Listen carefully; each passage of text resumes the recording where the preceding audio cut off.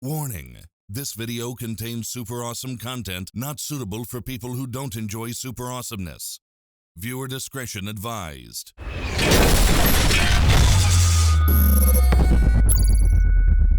Don't come around me! Mr. Semi-Truck wanted over, and I wasn't having it. What a bully. What a fucking bully. Yo, what's up, everyone?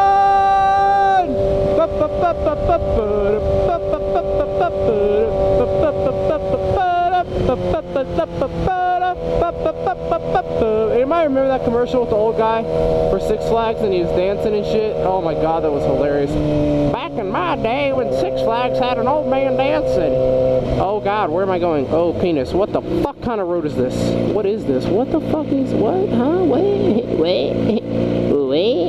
What's going on, everyone? Alright, so as you probably noticed, we have another top 5. We have another top 5 video. So I want to talk about this real quick. As you guys remember, a couple weeks ago, was it a couple weeks ago? Or like 2 weeks ago, maybe? A couple weeks ago, 2 weeks ago, I made a video, top 5 things that I'm afraid of on a motorcycle. So I was like, you know, I'm gonna make this video, see how you guys like it, and then we'll go from there. Well, you guys ended up really liking it. I got a lot of great responses in the comment section. You guys really took part in it. On top of that, it was just all around. It was all around a very well video. You guys liked it. I didn't really get any complaints. And like I said, you guys really liked it. So I'm gonna continue. I want to continue this top 5 series. I want to maybe make it a weekly thing. Maybe do one of these every week. So basically this week is this one. So for this whole week, penis, fuck, go this way. Oh god, oh penis. So we're gonna make this week this one, and the next week there'll be one. So what I want you guys to do before we start this top 5 is down in the comment section, what kind of top 5s you guys want to see. Obviously I got a couple in mind already, but I want to know what you guys think as far as top 5 goes. It doesn't have to be motorcycle related, but we're gonna keep it in that general area or something like that. But yeah, I want to know what you guys think, because I'll do whatever the popular vote is, because I know it's your guys' channel, not mine. Y'all own this channel. So yeah.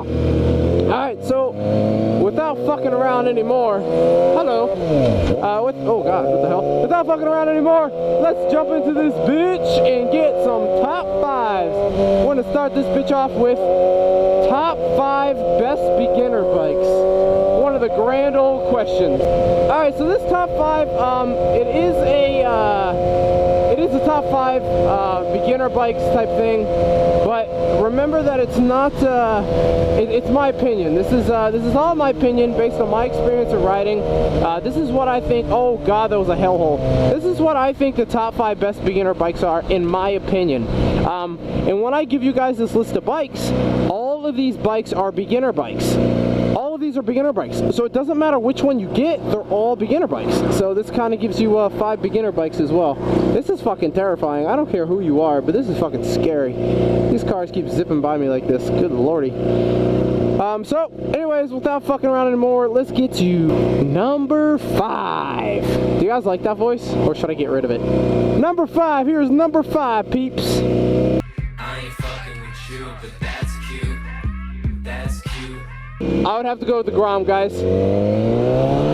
Why the Grom? Because the Grom is sex. The Grom is amazing. I really like the Grom.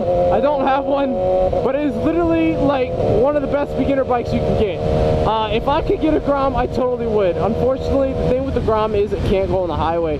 So a lot of people don't get them for that, because they're gonna want to use them for, you know, for commuting. And I'm putting it on number 5 simply because it definitely needs to be in the zone of beginner bikes, but it's definitely not something I would choose for a beginner bike, simply because I want something that I can go anywhere on. You know, the Grom is just not that.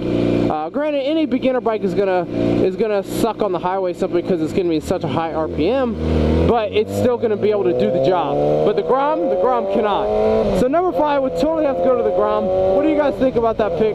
Grom users, let me know. Number 4, your mom is a whore. Alright, number 4. These nuts. Got him! Got him!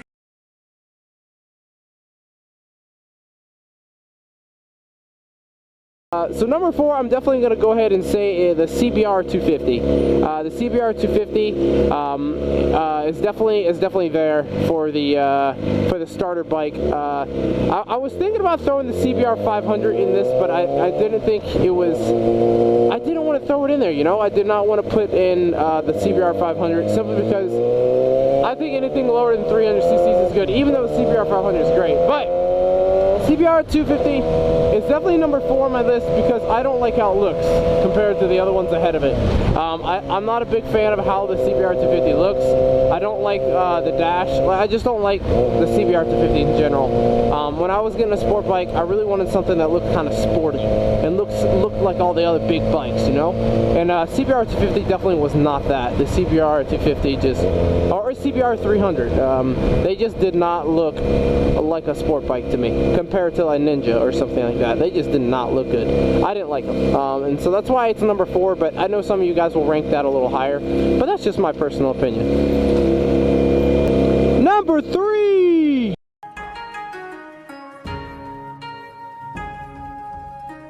Alright, number 3 has to go to my personal starter bike, what I had when I was a little lad in the motorcycle world. It is also the most popular, I would say, out of all starter bikes there is ever. That's actually what Miss Yummy started on too.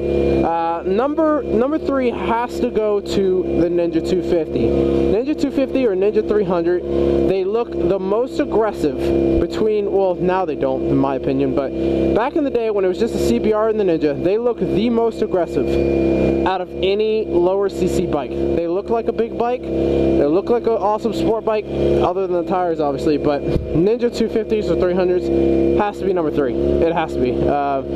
Simply because it is the starter bike, so I definitely recommend it for people that like it. Especially the Cowie fans out there. But obviously it's Ninja 300 now, but I had a 2011 Ninja 250 when I started riding, and that was my beginner bike, so if that helps you guys out at all. But yeah, that's definitely number 3. Numero fucking 2! It gets a little, as I get closer to 1, it gets a little more opinionated than anything else. But number 2, have to sell it on the R3. A lot of people are probably surprised that I put the R3 on number 2 and not on number 1, but we'll get to that in a second. The R3 is a great bike. You know, I've seen one in person and everything like that. I've never got to ride one, but from what I've heard in every review that I've seen, the bike is fantastic. Just like the Ninja 250, just like the Ninja 300, CBR 250, same exact setup. However, it's a Yamaha, and it literally looks like a baby R6.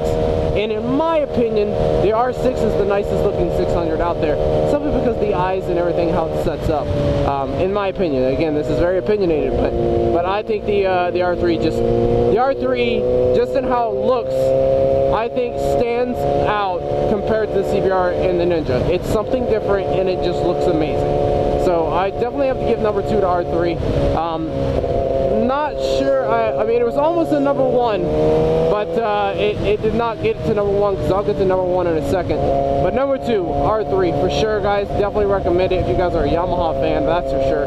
So, yeah, number 2, R3.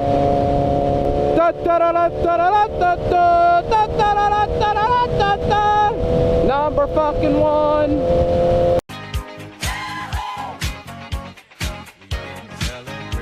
Alright, number 1 might come as a surprise.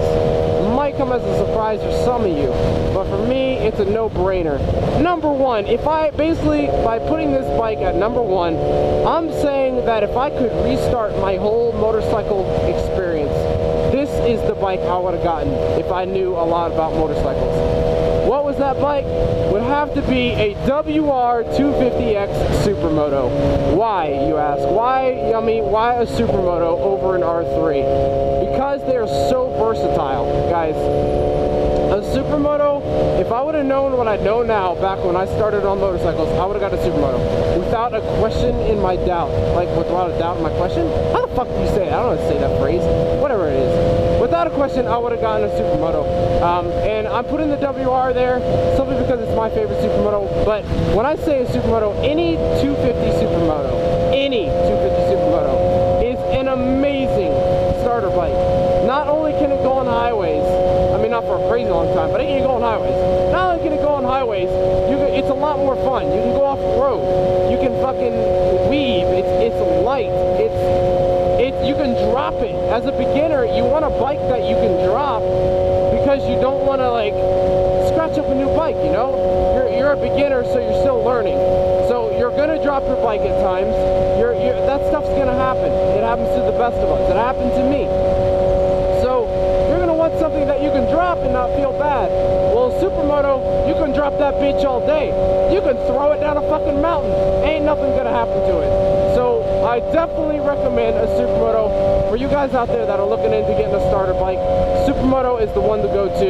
WR250X is the one that I have, better known as Chloe. That is the bike. That is the bike of ages right there, guys.